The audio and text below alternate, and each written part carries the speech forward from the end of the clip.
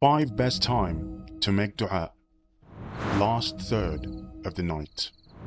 In the last third of every night, our Rabb, Allah subhanahu wa ta'ala, descends to the lowermost heaven and says, "Who is calling me so that I may answer him? Who is asking me so that I may grant him? Who is seeking forgiveness from me so that I may forgive him?" Sahih al-Bukhari, Hadith Qudsi.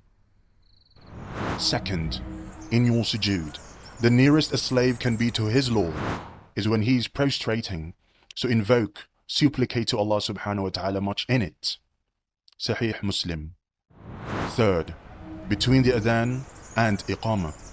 Dua is not rejected between the adhan and iqamah, so engage in dua, supplication. Narrated at-Tirmidhi, Abu Dawood, and Imam Ahmad. Fourth, at the end of the obligatory prayer. Narrated Abu Umama radiallahu anhu, that Allah's Messenger sallallahu alayhi wasallam was asked, "O Messenger of Allah, which supplication is heard by Allah subhanahu wa ta'ala?" He said, "The end of the night and at the end of the obligatory prayer." This time is after saying at-Tahiyyat and before making taslim, that is finishing prayer. At-Tirmidhi.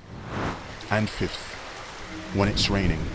Narrated Sa'il ibn Sa'd radiallahu anhu, that the Messenger of Allah sallallahu alayhi wasallam said, "Two will not be rejected: supplication when the adhan, call of prayer, is being called, and at the time of the rain."